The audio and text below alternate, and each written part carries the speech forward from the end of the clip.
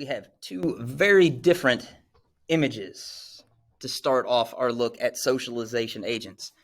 We have a drill sergeant, R. Lee Ermey, who's now deceased. He was really a Marine, but he also famously played drill sergeants and other such characters in Hollywood movies.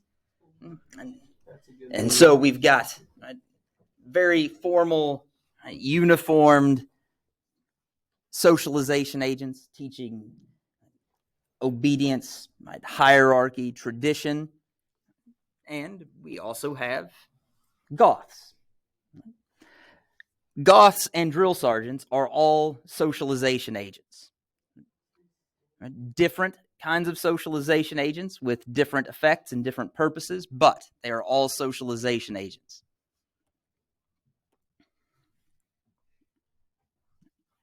Our objectives, thank you, Dayton, to understand what it means to be a socialization agent.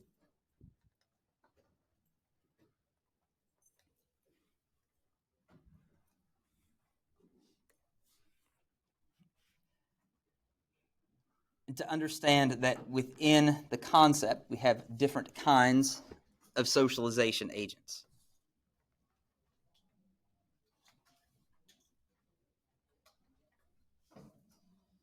And again, as with the image we started with, that are very different in and of themselves, have different effects, and might be part of our lives at different points in time. And as I think about this, I think about some people I knew in high school who were Goths that I would not have expected to join the military. Right? There was no draft, so if they joined by choice, and they went in as Goths, and they came out on the other side very much looking like soldiers and Marines. So different agents, different effects, sometimes at different points in our lives. I want you to be able to critically assess these different socialization agents and the role that they play in terms of how strong it is, whether it is a positive or negative role, in your opinion, in socialization.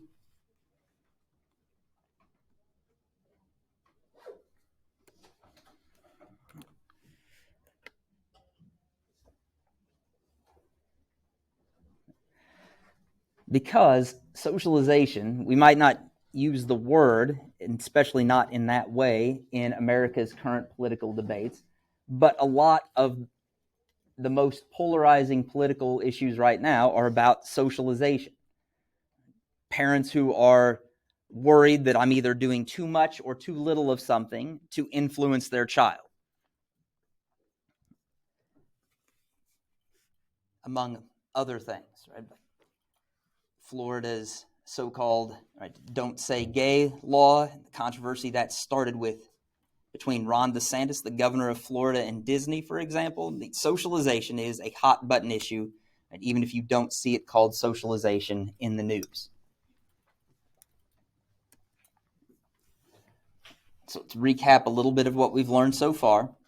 One, remember, socialization is how we learn to be participating members in our society, which makes it sound like socialization is about everybody else, but it is also about developing our sense of self in relation to other people and society.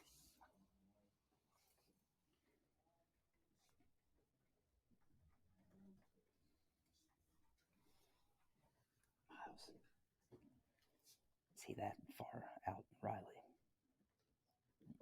You're asleep, Miles. Why does any of this matter?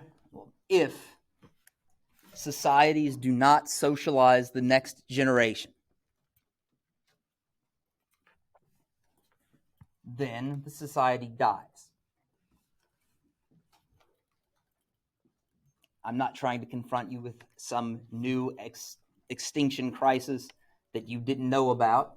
I'm not suggesting that American society is at risk of going extinct. Societies change, but in order for societies to continue, they have to transmit their culture to the next generation.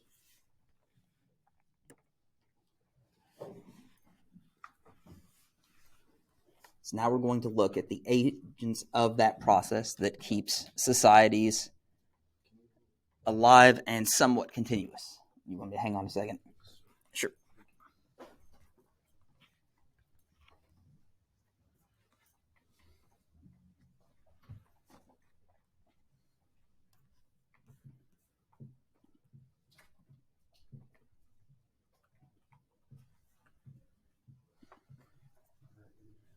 Thank you, Dayton. Sure.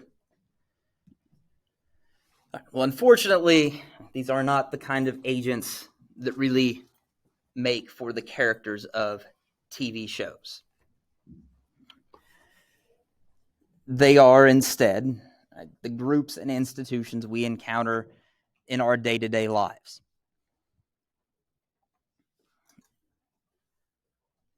They are still powerful, even if the things they do don't require stunt doubles and pyrotechnics. They're powerful because they communicate to us our society's non-material culture,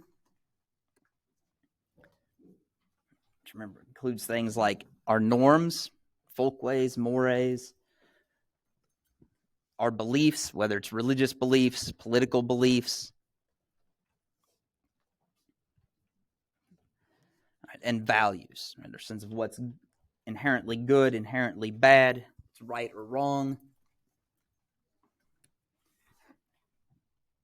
And a big part of this, again, because self-development is about developing your sense of self or a distinct identity. A big part of what these groups and institutions communicate to us is who we are.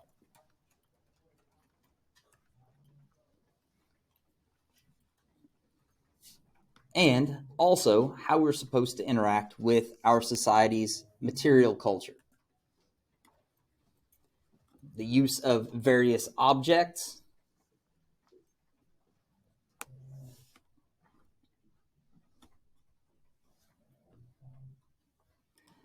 and here, a lot of this is the stuff we use day in and day out and don't really think about alternatives to the objects that we use that might be commonplace in another society.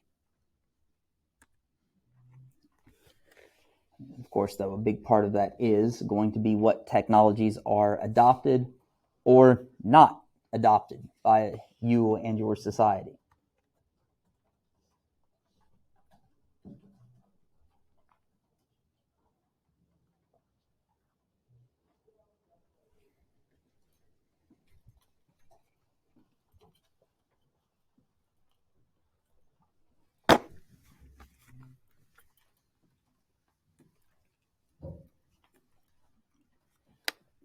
Our first socialization agent is family, whatever the form that family takes.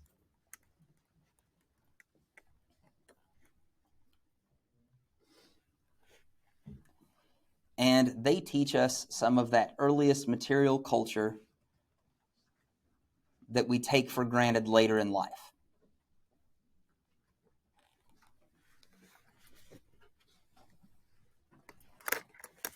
What style of clothing are we going to wear? A lot of that starts very early in a child's life.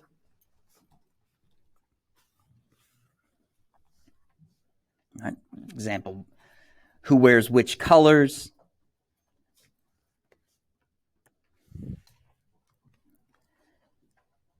What are the different functions? A lot of what these baby clothes stores sell are baby blue jeans, which is weird. It's like denim is something you wear, like originally was worn for working, and we stick babies in it, right, which is a shame because we cannot send those babies to work. It was my whole idea. I thought I would have kids, send them to go work in like coal mines or salt mines when they're little and can fit in those tunnels. Apparently you can't do that. Somebody should have told me before I went to all that trouble. I know. I teach history. I got so immersed, I didn't realize that we'd moved on from the Victorian age, and that was a big letdown. But functions and styles are something that we definitely pick up. Also tools. And if you're thinking he's still going to be about child labor, no, I'm talking about eating utensils. Do we use forks, knives, and spoons, or do we use chopsticks? You could use either one, but right. And again, it depends on the culture and what your family had been socialized to do first. And again, I said these are things that we use every day and mostly take for granted and don't even think about. But I mean, look at that kid. He is horrible at using eating utensils. I don't know who his parents are. I'm not saying they've done anything wrong, but this is why it requires socialization. You have to learn how to use these things. And it's also about, as I said, what technology we adopt. So in the United States, we teach kids to drive cars from an early age. We give them power wheels. How many of you had power wheels growing up? So a few of you. Okay, I was not going to buy my kids one. For one, they kind of came out when I was a kid, and they were really, really expensive. And I thought, well, my kids' legs work. They should just walk and pedal places.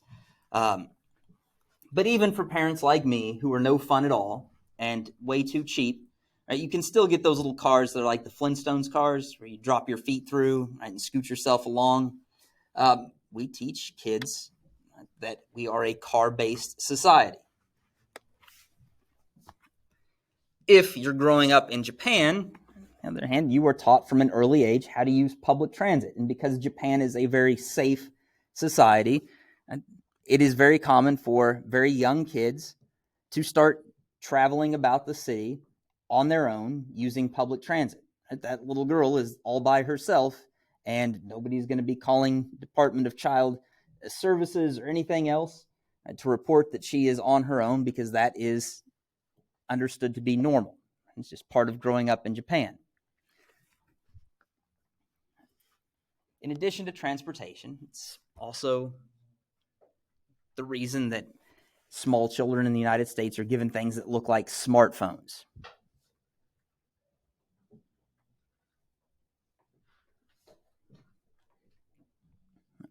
And small children are definitely quick to pick up on technology, right? If you give them one of those, pretty soon they're going to see somebody taking a selfie, and then they will take imaginary selfies with their imaginary phone. Again, contrast this with the United States and Japan, for example. Now, this isn't uniform. I imagine there are some families where they try to avoid things like this in our society, and the smartphone.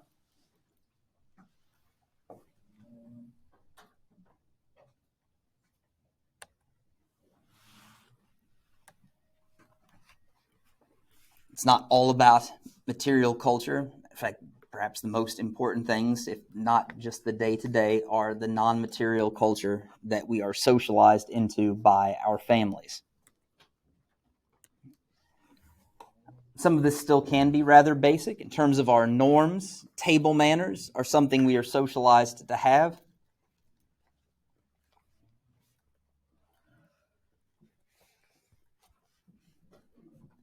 And those are going to vary from family to family in terms of what's expected. In beliefs, it can be the more serious matters of religion, beliefs about democracy.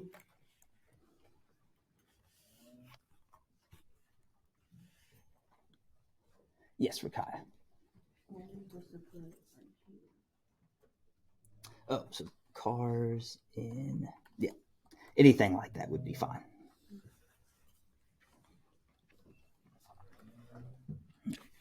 Right, and a lot of parents do make a big deal of taking their kids with them when they go to vote. And others of us just have to because you can't leave the kids at home. You thought that this would not be a problem because they would be at work in the mines at least 16 hours a day, and then you find out they're in there 0 hours a day, which is a huge bummer, and you have to take them with you when you go places. It's also about our values, again, the things that we assume are inherently good or bad, right or wrong. One of those might be philanthropy, giving to causes, serving other people.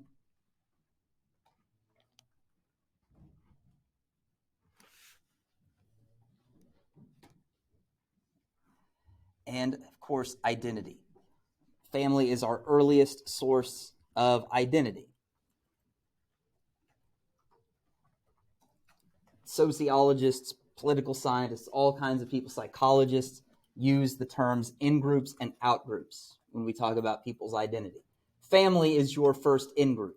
Right? You know who your family are, you know who belongs around you, and you know who other people are, right? The people in out-groups. People who are not family or friends, but are strangers. Right? You're taught this because what are you supposed to do to strangers? Yeah, and ignore them, avoid them. Are you supposed to talk to strangers? No. Are you supposed to get into like vehicles with strangers? No. Yeah, I'm a little worried that some of you don't seem to know what you're supposed to. You're also big enough that you're harder to steal. Right? It's just you're bigger. Right? If somebody wants to grab Max and like throw him into it, it's going to take a little bit. I weigh 220. Good luck. Yeah, it's going to be tough. But I grew up in the 80s, and like stealing children was definitely a thing. Even around here, somebody tried to lure my older sister into their car on her walk home from Hall Elementary. So it happened, right? But she knew, because she'd been socialized into in-groups and out-groups, right, to just yell at them and run away.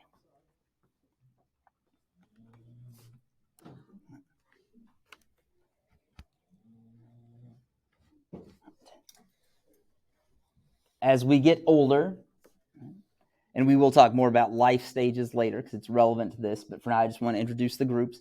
Peers become important. And who our peers are changes throughout life, but what a peer is always roughly the same. Yes.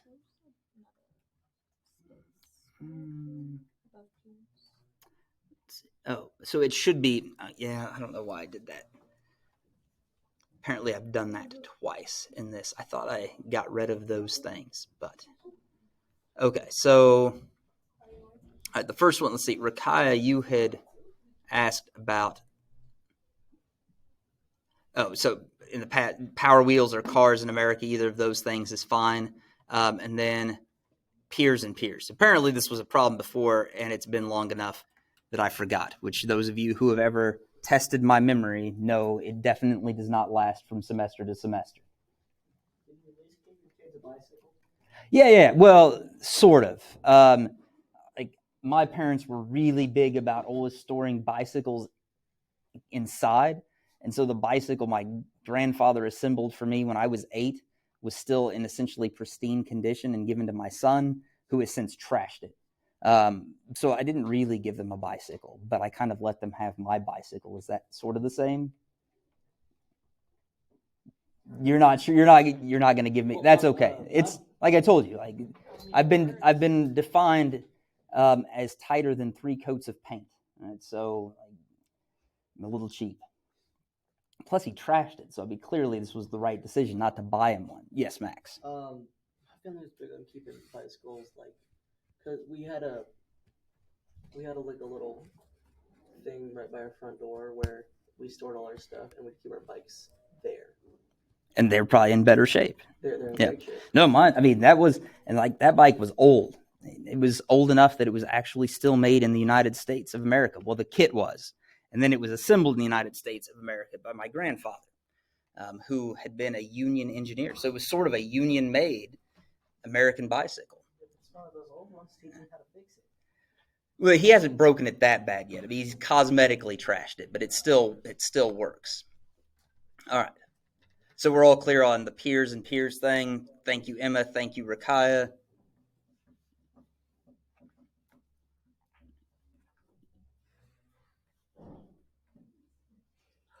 And if you guys are feeling too bad for my kids, like I had to ride my sister's hand-me-down bicycle that had tassels and a basket, so I don't have that much sympathy for my kids. but I've gone too far in this now. All right, so peers. A peer is just somebody who shares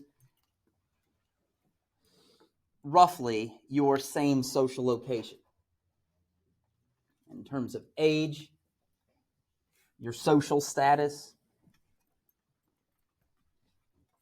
and sociologists will tell you we do tend to hang out with and associate with people who are a lot like us. Similar age, similar social status, levels of education, levels of income, life experience, and often religion. And of course, one of the things that often draws people together is shared interests.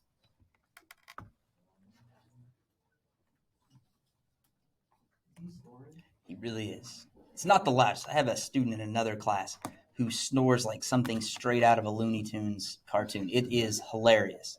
And that student is such an incredibly deep sleeper. We all get to enjoy it because there's no making it stop.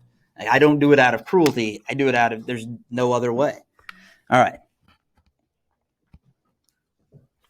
These also influence how we interact with culture in both material and non-material sorts.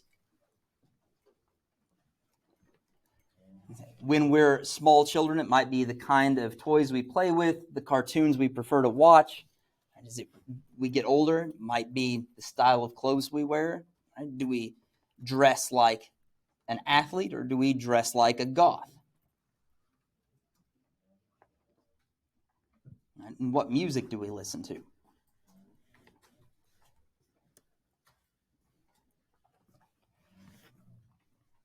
And peers become more relevant to a point as we get older.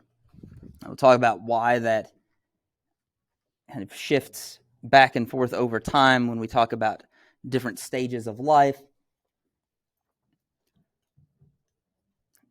But especially for people your age, peers have become much more important because you are beginning to identify more broadly than your family. How many of you would have been thrilled when you were 5 years old, right, to have your mom come into your kindergarten class and give you a hug? That would have been, come on, guys, when you were 5, that would have been awesome. My mom was my teacher. Okay. Boy, I'm glad my mom was not my teacher. My mom is a taskmaster. All right. So none of you, man. All right. Well, that's something that needs to get brought up with Mr. Fox in psychology. I don't know. We need to fill that room full of couches and have you guys talk this out. Okay. Most of you would have been, at least I would have thought, thrilled for your mom to come into your classroom and give you a hug. Right? You would have probably run to give that hug, to initiate the hugging. How many of you, what would you do now if your mom came in here and tried to give you a hug? She would not. No. Okay. But if they did, I mean, you guys are glad that your mom would not, right? I mean, Dayton, you're not like, oh, I'm so bummed my mom won't come in here and give me a hug. No. Okay, well, yeah, then you have other reasons to not want that. But for most of you, I'm guessing, like if a parent came in here and wanted, you'd be mortified. Right? For one, that people were seeing your mother, right? And two, that your mother was going to give you a hug. No, because you guys are developing your own self-identities. They're different from your parents. All right, let's see how we are on time. I can't remember what I set for the exit slip. Any of you have eyeballs on the exit slip and when that's supposed to go live? Probably now, honestly. 10:54. Let's go a little bit more because it's just a little much time to just sit. Institutions.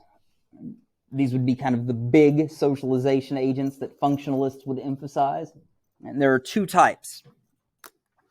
There are the formal institutions. Again, these are the big ones, right? Schools, the government, places where we work,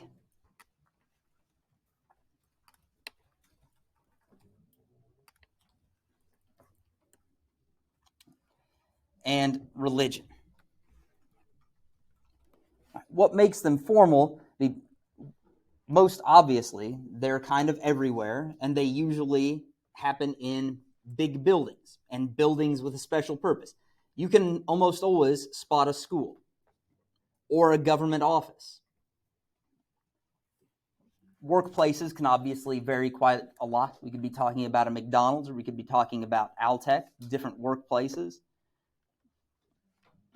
With religion, though, again, get back to very specific buildings. Most of the time, it's very easy, right, to pick out a church or a synagogue or a mosque, except in Springfield. In Springfield, Missouri, there are Baptist churches all over the place. For fun, one of my friends down there, when I ask for directions, will say, yes, it's right next to the Baptist church, just to mess with me. And they put those places everywhere. There's like a defunct car dealership that is, I'm pretty sure that's what it had to have been, is now a Baptist church. They're not just formal, though, because they have buildings. They also have hierarchies and rules. They're formal in that sense as well. The other end, we have the informal institutions. They're kind of all around us all the time. They're not necessarily about rules. They may still tell us what to do in terms of selling stuff.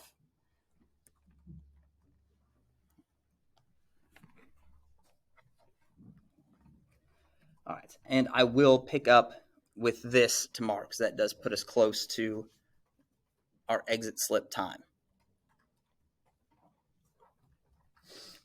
For right now, I'll leave that up on the screen.